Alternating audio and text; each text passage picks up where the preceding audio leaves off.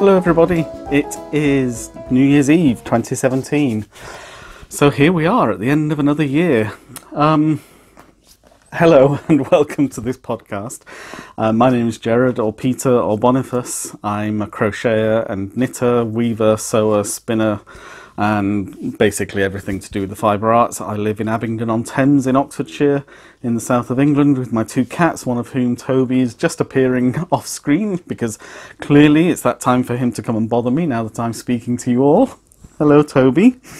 And this is my little window of the world into my life in all things fibre related. So welcome if you're a returning viewer, and thank you for coming back to spend some time with me, and welcome if you are a new viewer, and thank you for deciding to spend some time with me, and I hope this is the first of many opportunities you take to spend some time together with me as I witter away in my little corner of the interweb. Yes, if you could both avoid fighting, thank you. Yes, sorry, my cats. First things first, you may have noticed I've got a little bit whiskery again. I've shaved from here downwards, so it isn't that I'm unshaven. I just kind of decided today I would grow my beard out, so I'm growing my beard out. No particular rhyme or reason. I dare say in a week or so I'll get bored and shave it all off again, but for the time being at least. I also need to get my hair cut. As you can see, it's getting awfully long and bouffant, particularly at the back. As it recedes backwards, it gets more and more full, I'm afraid.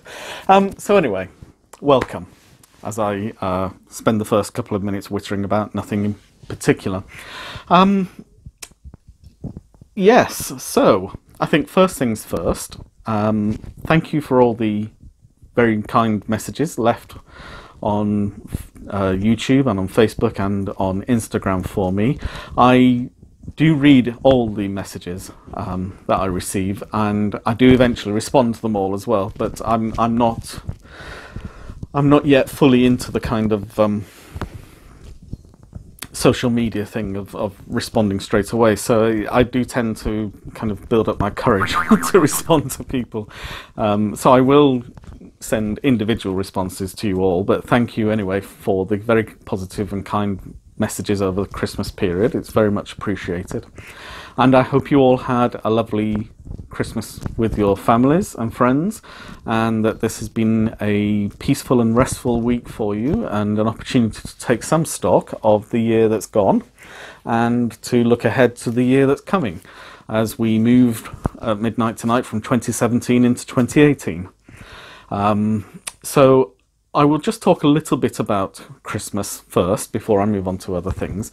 So the first thing is my finished object that I couldn't show you last week, that Wendy has now taken a photo of it in pride of place on the corner of their sofa in the corner of the room, on top of the blanket I made for them last Christmas, in fact. So both my Christmas presents are there to be seen. It's, as you can see, it's a cushion cover, and it's a corner-to-corner.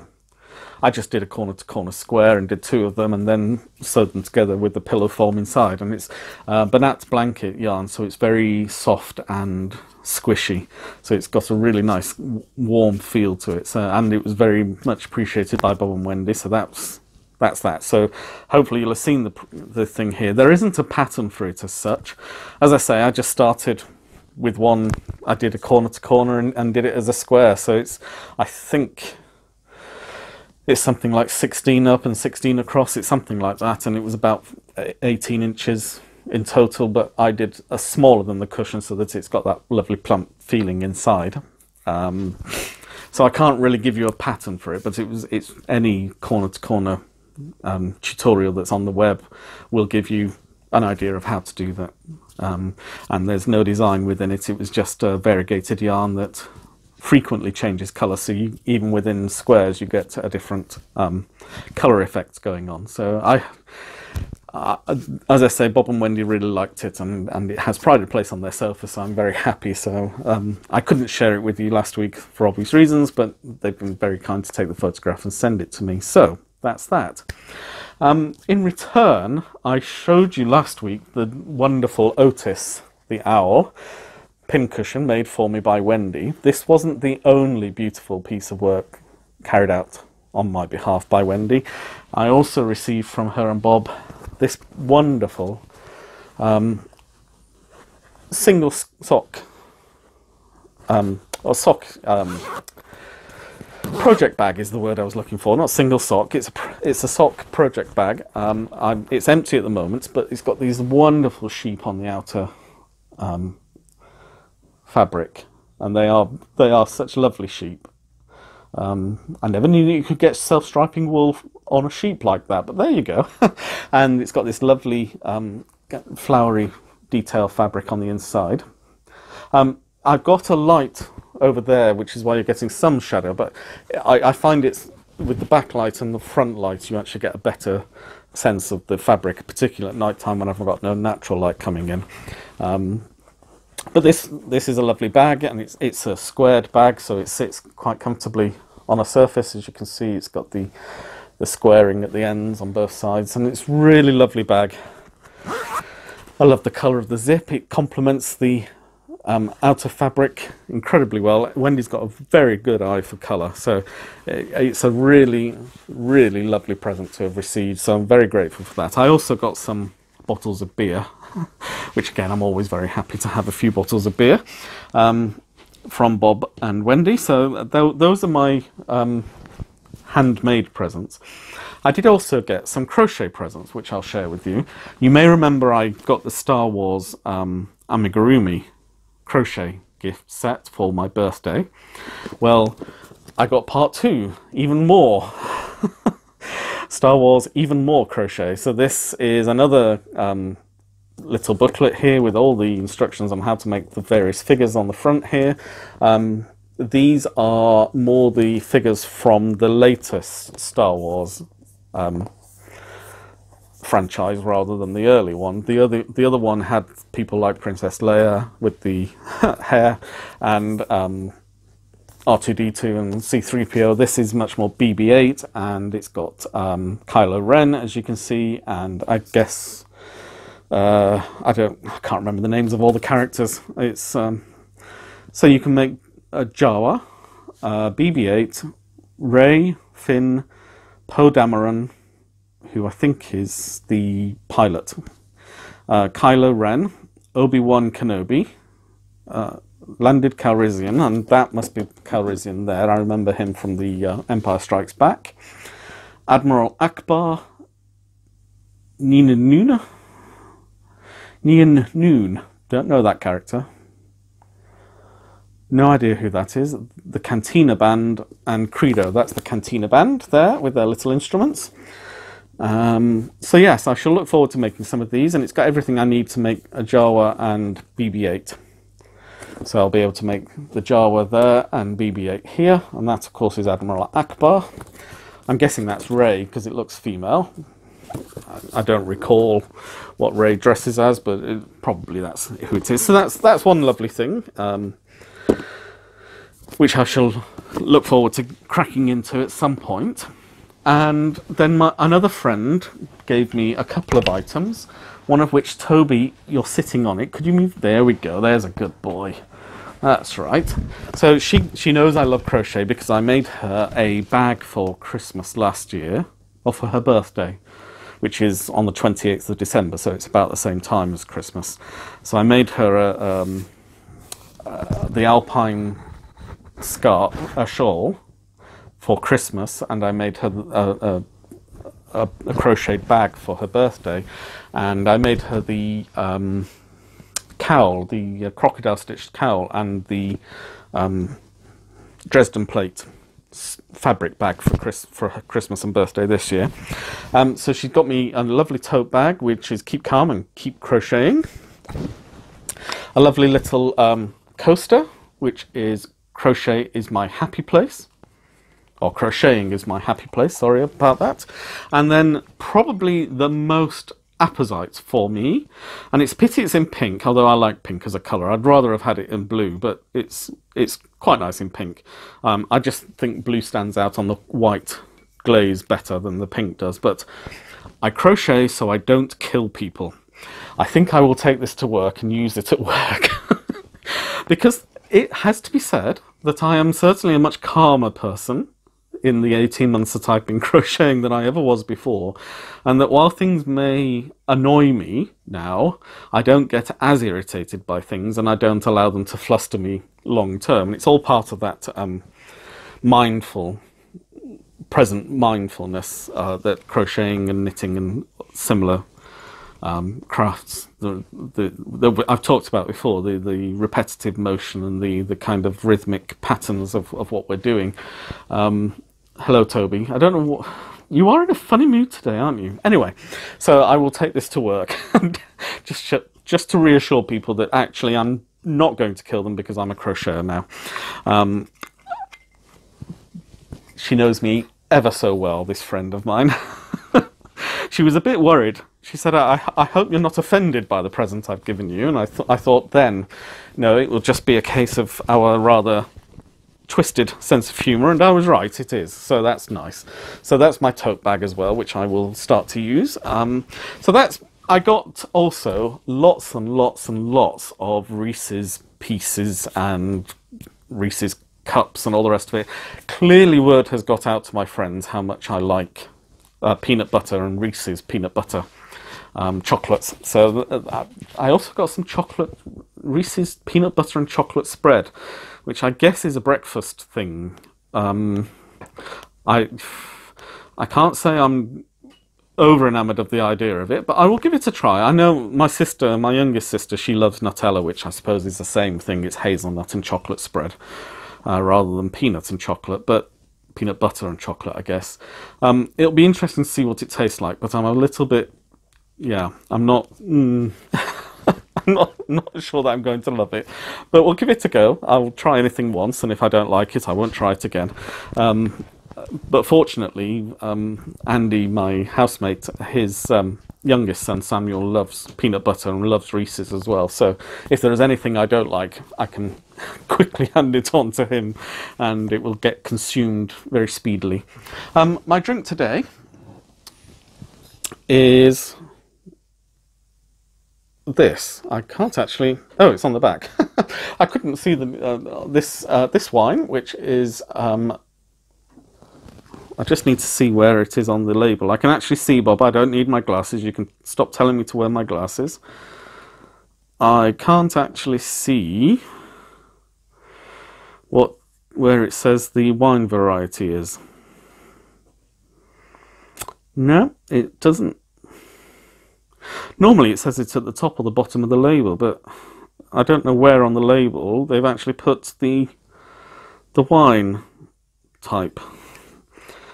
It's not on, that's just the name of the company, and that's a lovely picture, but doesn't tell you very much about what's inside the bottle. No, I cannot tell what it is. Oh, it's right at the top of the label. It's a Cabernet Sauvignon. French, but not from one of the old vineyards, so it's a modern French wine. And it's really, this is my third bottle, not today. My third bottle since I got this delivery at the beginning of December. So I don't drink a huge amount, but when I do drink, I do like to have a nice drink. So cheers and excuse me. It's got a really rich, deep blackberry tone to it. I have to finish this bottle today. Well, not today, I can finish it tomorrow as well, because historically I don't drink during January. Save for January the 1st. It's permitted to have a drink up to the end of January the 1st, and then I don't drink at all for the rest of January. I don't drink a massive amount anyway at the best of times, but I just tend to abstain during January. So that's really it for my Christmas presents. So, and I've done my finished object, which was a hangover from last week. I haven't finished any other objects this week.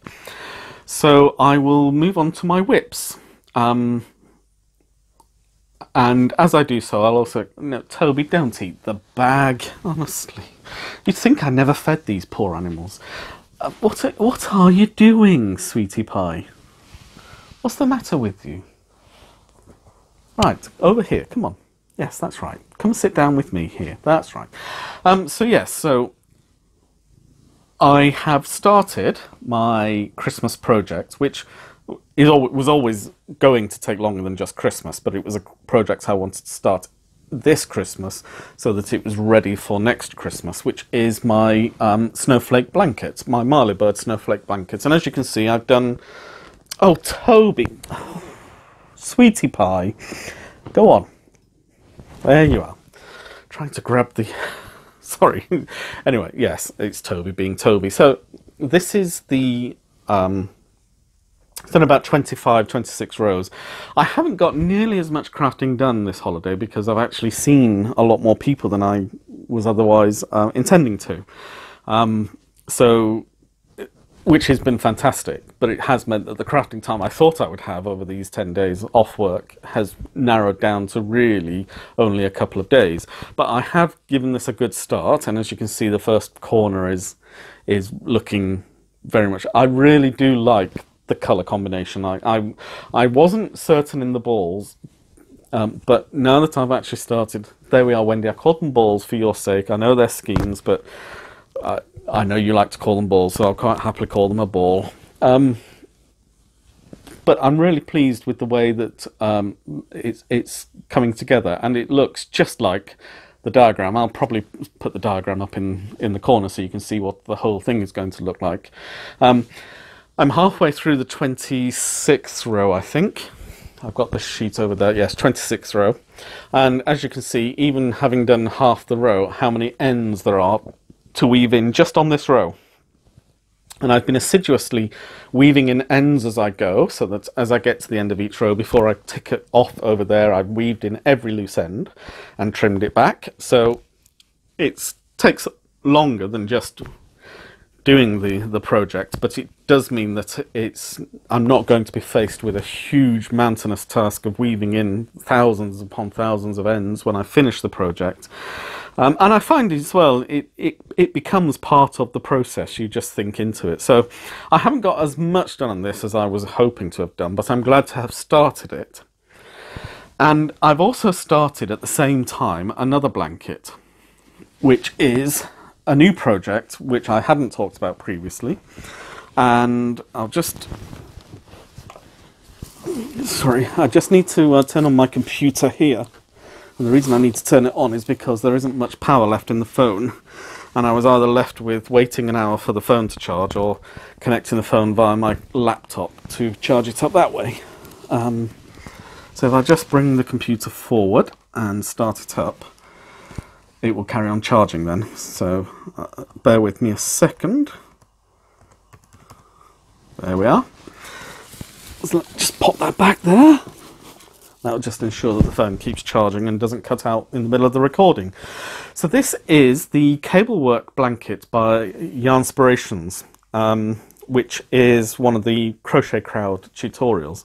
I haven't got much done. I'm making a full-size bed blanket, so it's very long, and I'm doing it in DK rather than in a bulky yarn, chunky yarn.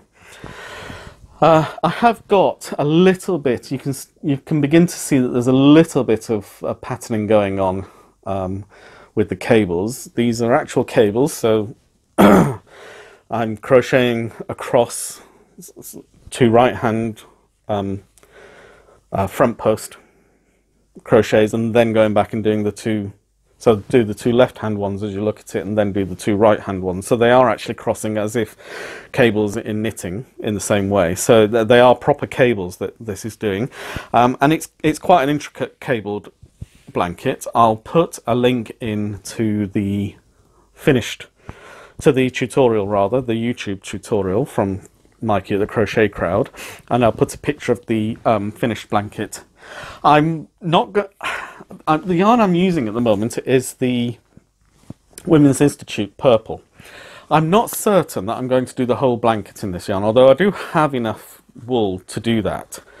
The reason for that is I've got a lot of acrylic yarns, and that's 100% acrylic, and it's very nice soft acrylic. And I'm thinking I might just randomly select balls. I'm not even going to worry about the colours and just have a multi-banded blanket in all these different colours. So I don't know yet. I may do the stripes of colour interspersed with several of these just to kind of give it some coherence and unity as a piece. But I'm not really fully... I've started it off, and the reason I've started it off is because I've made a decision as one of my New Year's resolutions, which is that I'm not going to cast on or hook on any new projects after today until all of my existing projects are finished. I need a little bit of discipline and focus in my life, I think. So this is a resolution I've made. So I knew that if I wanted to be able to do this blanket, which I do, as a gift for a friend, which is not until, I don't need it till June or July, so there's plenty of time to do it. But I knew I needed to get it started now, and I needed to start it before my self-imposed embargo on hooking on or casting on new projects. So that doesn't apply to sewing projects, but because of that, I wanted to make sure that I got this cable work blanket done. I'm really looking forward to getting this finished because I think it's going to look quite spectacular, and it's going to look really good despite the fact it's 14 rows of repeated work, but every other row is just single crochet across. That's single crochet US, double crochet UK.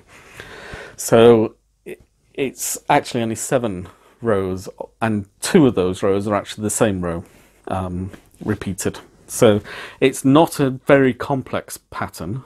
You do need to know where you are in the pattern, but as the cables begin to grow, you begin to realize what it is you need to be doing at each point. So I think it will go fairly quickly. It is quite a wide blanket, and because I'm doing it DK, it's going to take a lot more time than the one that is made by Mikey on the Crochet Crowd, because he's using a chunky yarn. Although I am using, even though that's a DK yarn, I am using a 6.5, is that 6.5? Yes, 6.5 millimeter crochet hook. The cables make the fabric really dense.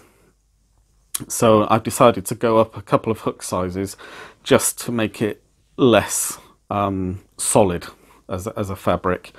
It's important, I think. I've mentioned it a number of times. Size does matter when you're crocheting, because crochet, more than knitting, really produces very dense fabric. And when you're twisting crochets across each other, you're making the fabric even more dense. You want to build in as much lightness as you can, and the only way to do that with crochet is to use a bigger hook with a thinner yarn, which is what I'm doing. So I think the overall effect is going to be very positive, but it does mean I'm doing a lot more than the original blanket. I think I cast on or hooked on how many chains? It was 120 was the one that they were doing, and I think I did 4 more repeats than that, so that I would be doing close on, well, 205, 204. Yeah, so it's a chain of 204. I think I'll have to check. Once I've actually got the repeats going, I'll be able to tell you exactly how many repeats I've got, and it's 21 plus 15 in terms of the repeats that you need to hook on for the blanket. So I will put the notes on my Ravelry page once I've really got to grips with it, so that you know exactly what I'm doing, so you'll be able to find the project there. I'm trying to use Ravelry more than I have done in the past. I tend to use it more as a reminder of what I've got in stash and a reminder of the patterns that I want to use, more than project details, because I tend to only make one lot of a project, but I have increasingly started making more than one. And also people have asked me privately about what I did to change the pattern for this or that I've made, because there'll be little tweaks I've put in that work better for me. So I realise the power that Ravelry has to provide this kind of help and support for my fellow crocheters and knitters. So I'm endeavouring, and it's again, another of my resolutions is to be more methodical and to lay out the details of the changes that I've made to a standard pattern and the yarns that I've used and the hooks that I've used, so that if other people like what I've made, then they can see how it is that I've gone about and made it. So it's like so much else in my life, a work in progress, but I hope it will be helpful and useful for you in going forward. So that's where we are really with all the crochet conversation. I did have a nice little chat with my godson this morning before he went back home. He and his brother were staying with us for a couple of days, but his dad's working tonight, so they've gone back to their mums. And he was saying he'd like to make something for his mother because I was crocheting. And I said, well, in fact, would you like to sew something rather than knit or crochet, because it's going to be quicker for him. It's something we can do together here and he can then take home with him. So next time he comes, I'm going to be making something with him, and I want a simple project that we can do from beginning to end. So I had a chat with Wendy. I went round to Bob and Wendy's this afternoon for a coffee, which turned into a Christmas cake and cider, which was nice, and came up with, I'm going to do some square kind of table coasters, so they'll have batting between them, and his mum will be able to put hot plates on them, hot plates of food and bowls of food on the table for when they have their Sunday roast and that kind of thing. And I've got lots and lots of fat quarters, so he and charms and so on, so he can choose whether he wants to make solid colours or whether he wants patterns, and then I can show him how to cut things out. He's 9, so we'll do it carefully, but I can show him how to use a rotary cutter and ruler and a mat. And yeah, so next time he comes to stay, I hope we'll have a little bit of time together, and we will make something that he can take home to his mother. So yeah, that's a very positive thing. I'm it's part of as I say, this hand-on a tradition, this hand-me-down approach to life, which is something I'm very keen on, as you know. So that's something I'm going to look forward to. And I've got everything ready here for him, so we can just sit down when he's ready, and I can show him how to do things. So I'll let you know how that goes, and maybe I'll be able to post some video of him using the sewing machine under my supervision. But he's 9, so I think, you know, he's sensible enough and old enough to be able to use the sharp instruments under proper supervision. And it will be good for him to learn how to cut fabric and so on. So yeah, looking forward to doing that with him. And I will keep you informed as to how that goes. So, another little bit of business. I was planning to perhaps go to the Edinburgh Yarn Festival this year, 2018, this year that is. But in fact, probably I won't be going this year now, I'll be going next year, so 2019 instead. And that's because I will probably be going to Scarborough with Bob and Wendy around the same time that the Edinburgh Yarn Festival is happening. Wendy found a lovely fabric shop in Scarborough when she and Bob went there this year for a few days. In fact, I think they had a week's holiday there, and they found a lovely fabric shop, and there's some really nice fabrics that she hasn't seen anywhere else. So we're going to go together, and I'll be saving up my pennies. And sorry, my phone somebody seems to be sending me messages on my work phone, but it's over there, so just ignore it. So apologies for the background noise there. So yes, so we'll be going to Scarborough at the end of March, and possibly, you never know, possibly it will be an opportunity for me to maybe do a location shoot with Bob and Wendy, talking about our crafting stuff. I promise, Wendy, if you don't want to, you don't have to. I'll probably bring my equipment because I can at least do some videos because we'll probably go to Scarborough Castle, and there's the lovely beaches, and we'll be near Ampleforth, so I'll probably take Bob and Wendy there, and we can go and have a look around, and I can give them a proper description of the place and its history and so on and so forth. So I will be taking my selfie stick and microphone as well as the phone with me, so I hope to have some video from that, and possibly, if Wendy is agreeable, we might even get some of some joint session. But I'm not going to hold you to that, Wendy, so don't worry about it. It's it's just an idea in the back of my mind, and I've said it now, so by the time we go, you'll probably have forgotten about it. So fingers crossed. You never know. I might get her on camera talking about her crafting life. And as you've seen from the gifts that she's made me this year, I mean, I just love this owl in particular. I mean, I love this bag. Oh, those sheep are adorable.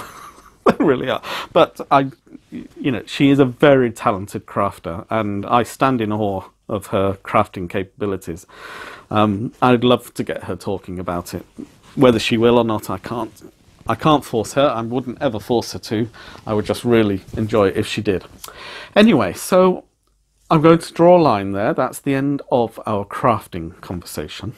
So today in the Catholic Church, the Sunday between Christmas Day and New Year's Day, the octave day of Christmas, is the Feast of the Holy Family. And I wanted to talk a little bit about family, because this is very much a family-oriented time of year. But family has come to mean a lot of different things to people. Now, a friend of mine, as I've said, had a baby this week, and it's 2 weeks early, in fact. Hello, Toby. She wasn't expecting to have the baby. She is a fantastic mother. She has, well, I'll just describe the family situation. I'm not naming names, and it's not possible to trace who it is from the details I'm going to give, so there's no need to be concerned on their behalf. So she and her girlfriend, maybe fiance by now, I'm not sure of their relationship status completely, but they've been together for 4 or 5 years. Her girlfriend has 2 daughters by her ex-husband, and they're both in their mid to late teens now. 2 very, very wonderful young women. Very nice and kind and polite and good people. The girl's father is a transsexual, is transitioning to being a man. And the girl's mother had a son by a donor father 2 years ago. And now my friend has had a daughter by the same donor father as their son. So from all of this, I think you can tell that this is a very modern family with very modern pressures and concerns.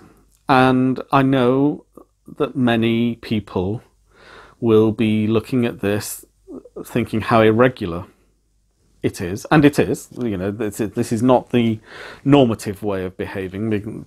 Most families are made up of mother, father, and however many children, and as a rule, that's the case. But we don't live in a theocracy. I have lived in a theocracy. As a monk, I lived under the rule of a religious leader, and there are important things to note about that. The first is that I, as an individual, chose to live under a religious leader rather than have it imposed upon me. And the second part of that is that St. Benedict, understanding the dangers of having an absolute monarch, which is what an abbot in a monastery is, the abbot is the only executive authority in a monastery.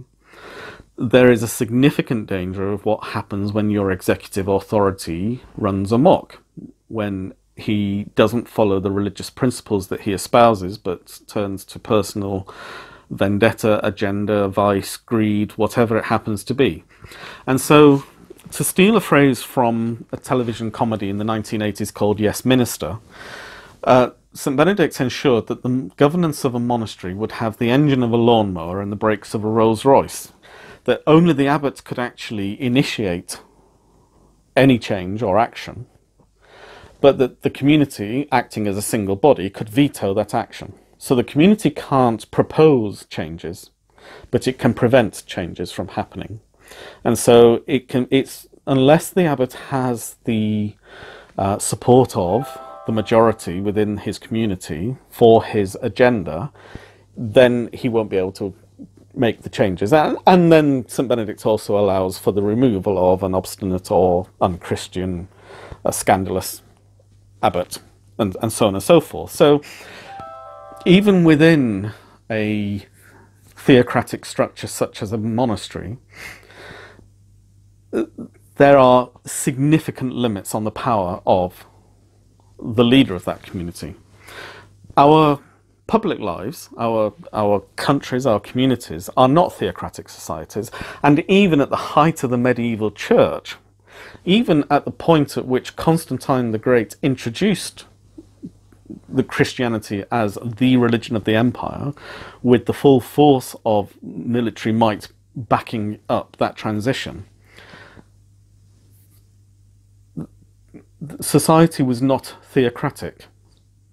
I've talked in my, possibly in the last one, probably in the one before, about the creeds, consubstantialem.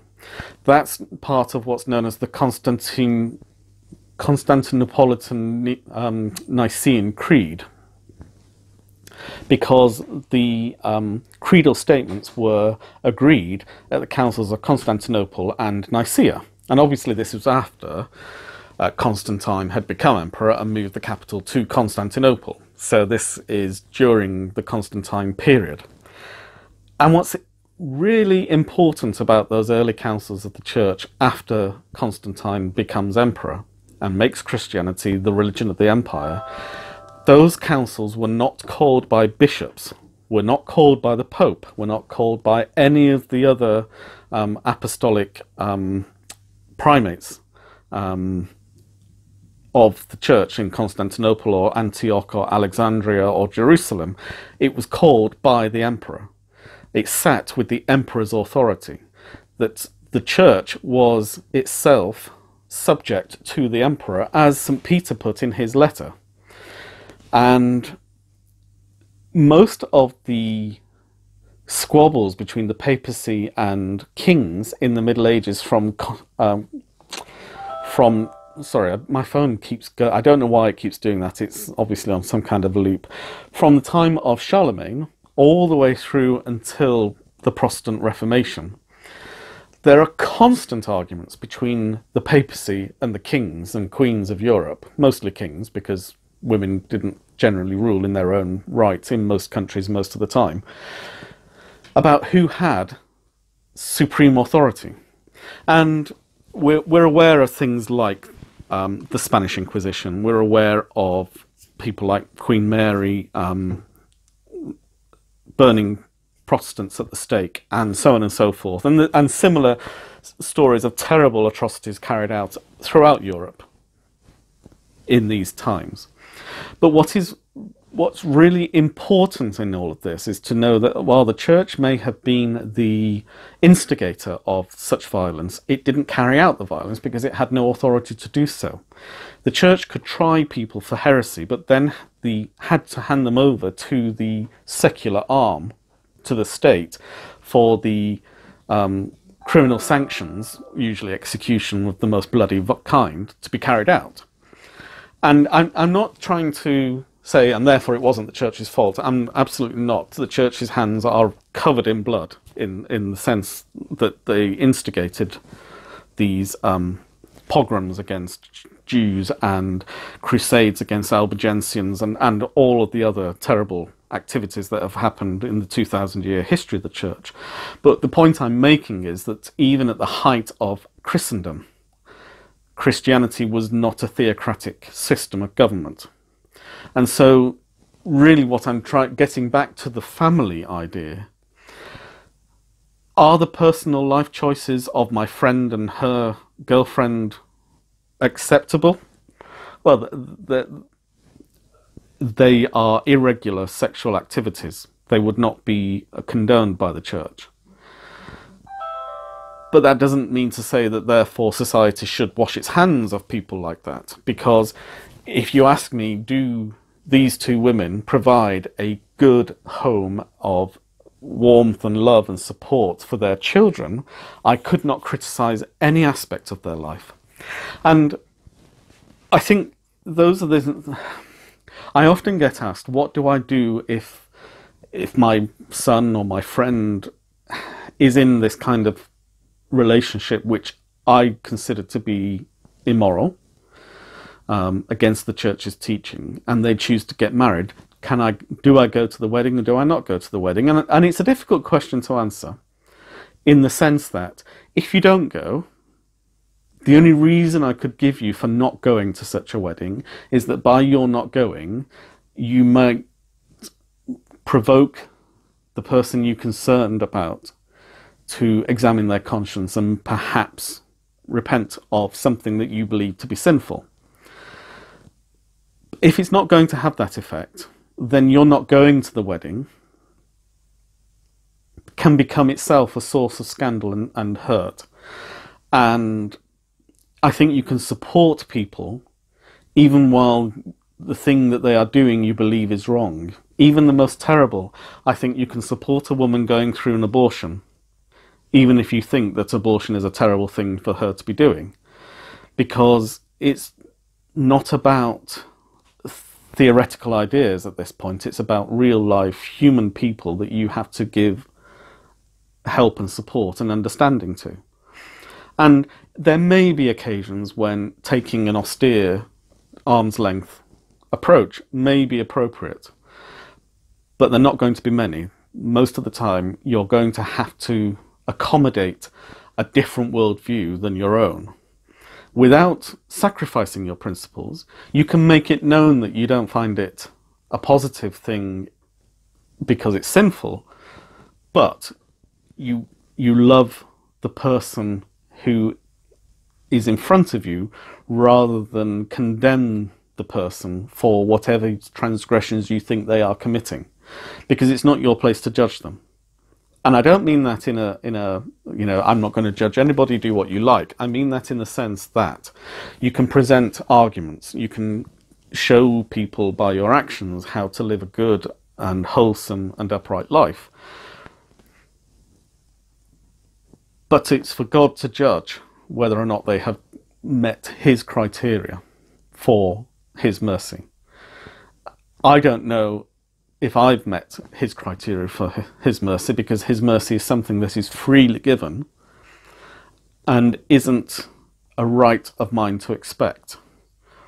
And if it's not my right to expect it for me, it's also not my place to judge whether he can give it to another person than me. And I come back again to the Feast of the Holy Family, which sounds like the nuclear family of father, mother and child.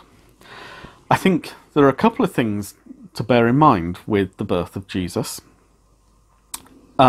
We have this lovely gooey view of the Nativity from St. Francis of Assisi's crib that we all love and have in our homes, and our children take part in nativity plays and all the rest of it.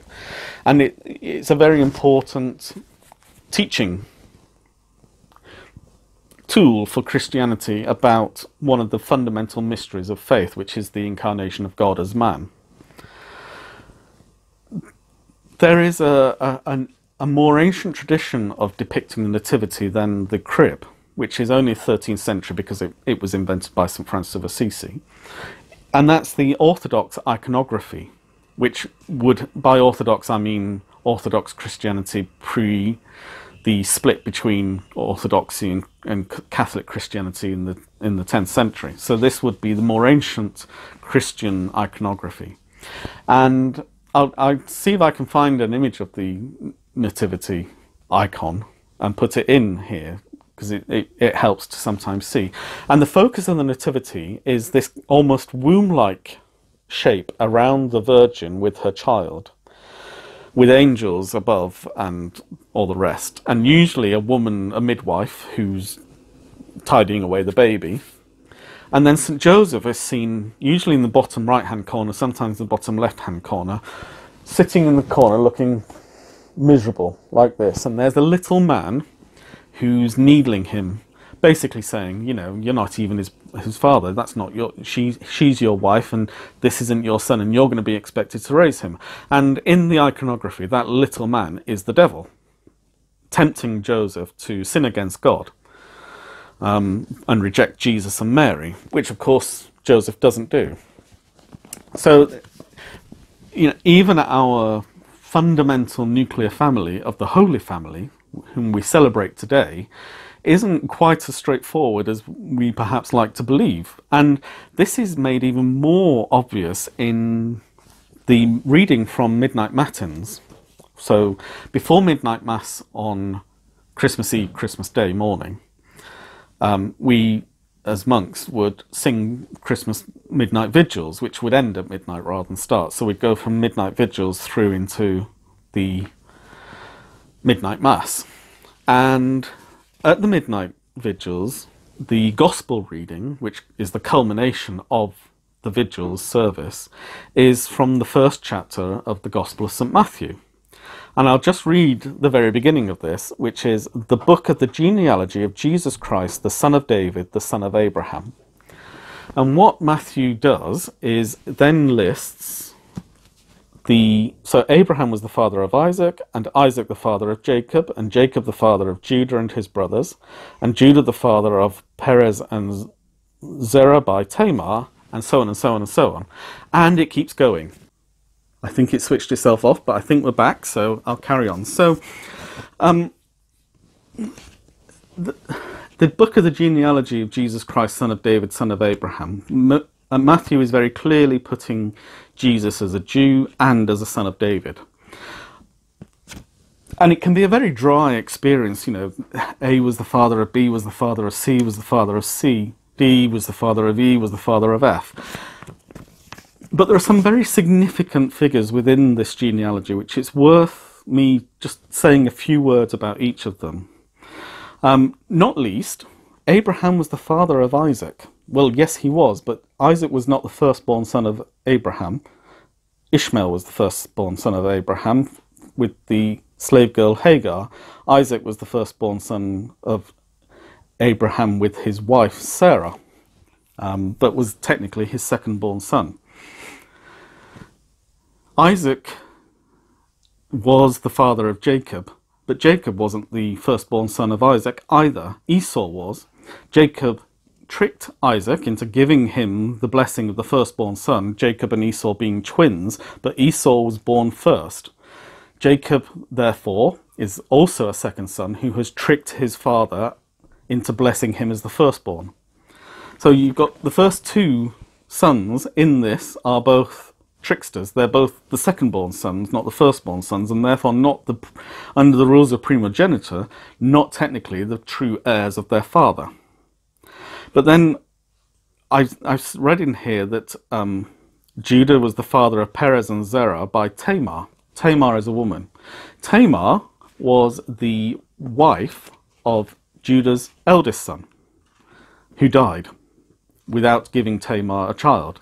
Tamar was then given to Judah's second son, Onan, and Onan went in with her, had sex with her, but then withdrew before completing the sex act with her, and so was killed by God for refusing to give Tamar a son, because by doing such an act in Hebrew custom, he was effectively killing his brother a second time, because he was refusing to give his brother's line an heir, which was the purpose of marrying his, or going to bed with his brother's widow. Judah wanted to protect his youngest son from the same fate as his two older sons, and so didn't allow his youngest son to sleep with Tamar. So Tamar tricked Judah into sleeping with her and gave birth to twins. So again, we're 3 generations into this family, and we're 3 generations into a family of tricksters. The next woman mentioned is Rahab. Rahab was an innkeeper in Jericho at the time of Joshua, and gave protection to the scouts who were checking out Jericho before the invasion, and so were protected from the massacre that took place when the walls of Jericho fell. Now, I say Rahab was an innkeeper. An innkeeper who was a woman would also be expected to be a brothel keeper. So she either was a whore herself or was a woman who employed whores. her son was Boaz, and Boaz married Ruth. Ruth was a Moabite woman. Ruth was married the son of Naomi, who was an Israeli, who was given it as a wife to a Moabite man. She went to the village of the Moabite man. The Moabite man died. Her two sons had two Moabite wives. The two sons died. Naomi went back to her father's house, and Ruth refused to leave her. So Ruth went back with her to Naomi's father's house, and Boaz saw her in the field. And the book of Ruth it's a really nice story. It's really worth reading in its own right. But basically, Ruth was a Moabite woman. So now we've not only got tricksters and incest, effectively, we've now also got foreigners in this bloodline of Abraham. The next woman mentioned is not even mentioned by name. Her name was Bathsheba, but she's mentioned in the genealogy as Uriah's wife, with whom David had Solomon, who was the third king of Israel. Saul, David, then Solomon. Uriah's wife Bathsheba, David saw her bathing on a rooftop, and his heart was filled with lust, and Uriah was one of his captains, and David ensured that he was sent to the front line, to a part of the front line where the fighting was at its thickest, so that he would undoubtedly be killed, because Bathsheba was pregnant with David's son. So Bathsheba and David were fornicators, adulterers, and David was a murderer in order to protect his own name and to protect the unborn child. So you can see we're not dealing with the most upright, clean living of families here. And then finally we come all the way down through the kings of Judah, through the Babylonian exile, through the reintroduction and the restoration of the Judaic kingdom, all the way down to Matha. Matha was the father of Jacob, and Jacob the father of Joseph, the husband of Mary, of whom Jesus was born, who is called Christ. Now what's very interesting there is that Matthew saying that Jesus is of the line of Abraham and of David. He isn't.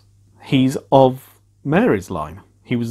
Mary was married to Joseph, but Matthew quite clearly does not state that Jesus was born of Joseph, but was born of Mary. And Mary was a virgin, and Mary obviously has an important part to play, which is more elucidated in Luke's Gospel of the Nativity and pre-Nativity narratives. But I think we can take all of those women together that are mentioned. All the other names in there are men's names, and it's just A begat B, C begat D, begat E, begat F, and then happened the kingdom of Israel, and blah, blah, blah, and then the deportation to Babylon, and after the deportation, F begat G, begat H, begat I, and so on and so forth. But every time a woman's name appears, there is something not quite right going on. But this not quite right is part of salvation history, according to the Gospel of Matthew, the very beginning of the Gospel of Matthew. And Jesus himself, in all of the Gospels, points out that, and particularly in John's Gospel, points out that books of genealogy are fundamentally misleading, because I can make sons of Abraham from these very stones. And in a sense, given the limited number of people that can have existed, it isn't far-fetched to imagine that 4,000 years ago, or 6,000 years ago, or 10,000 years ago, we're getting to a smaller and smaller number of humans from whom a very large number of humans are descended, and therefore there is an interrelatedness between us all anyway. So not to put store by genealogies only tell you so much, but I think Matthew's genealogy of Jesus is very revealing in that it perhaps teaches us that families, whilst there may be the standard father begets son, begets son, begets son, and it's firstborn, firstborn, firstborn, firstborn all the way, there will be exceptions to that, and the exceptions are significant, but they don't change the fundamental truth. And so when we look at our own world and our own society of multiculturalism and pluralism of belief and lack of belief and lifestyles that we wouldn't necessarily choose for ourselves, I think we can take some comfort that there is a bigger plan at play that none of us comprehend, and maybe just sit there as Mary did, quietly pondering all these things in our hearts, but at the same time providing support, providing hope, providing encouragement for people as they make their mess around them and muddle through life, getting it right sometimes, getting it wrong sometimes, but mostly getting it right. And by embracing other people, we're not condoning what they believe. We are embracing them as our brother and sister. So I will leave it at that. Final bits of kind of housekeeping here now then. It's New Year's Day tomorrow, so for those of you, given that most of you will be watching this tomorrow, which is the odd thing when I'm speaking, but a very happy 2018 to all of you and your families. I hope that you get everything that you wish for in the coming year. I'm not going to be hooking on anything new during January until, or casting on anything new until I've got everything on my left hand side finished. It doesn't apply to sewing projects, but to all crafting and knitting, crocheting and so on, everything else, this must be cleared first. So that's one. And that's a good discipline to have, because otherwise these things will simply become UFOs and never be finished at all. Second thing, I don't drink during January, so after enjoying my glass of red today, excuse me a second, I won't be drinking until February.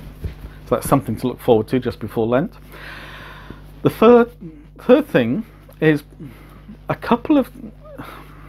I've decided that I'm not going to let any day go by when I don't give some form of positive affirmation to another person, whether that be someone I live with, friends, colleagues, someone I meet through work, whatever or however it happens to be. I promise to give some form of positive affirmation to another person.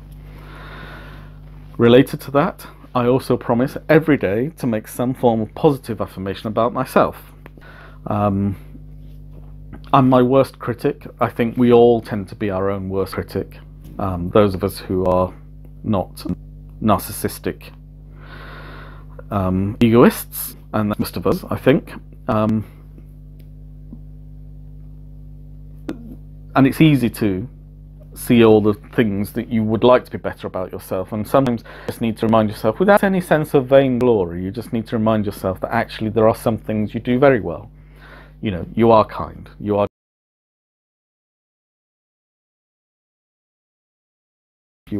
supportive, you are thinking about other people in some other way, doing something positive to make the world around you a better place for everybody to live in, and so on and so forth. So those are the main resolutions. And the end of the year is also, as well as looking forward with resolutions to what we want to do in 2018, I want to look back a little bit on 2017. And I want to thank you all from the bottom of my heart. It has been a very positive experience for me recording these videos. It's a form, in some ways, it's a form of cognitive behavioural therapy. I cannot be negative on these videos. When I record, I want to share the best parts of my life with you. And that process helps me to actually recognise and acknowledge the best parts of my life and to celebrate them. So I want to thank you all for providing me that opportunity, and providing me with feedback and support and positive messages, and just knowing that you're out there, and for this little period of time you're with me, you're interested in what I'm saying and what I'm doing, and that's a very affirming process for me. So this has been a really positive 2017, and I hope that we can only go from strength to strength in 2018. So until next year, I will leave you there. I hope you have a lovely New Year's party if you're going to New Year's parties or having New Year's dinners, and I will speak to you all soon. So until then, stay safe, stay happy, stay well, and carry on crafting. So bye.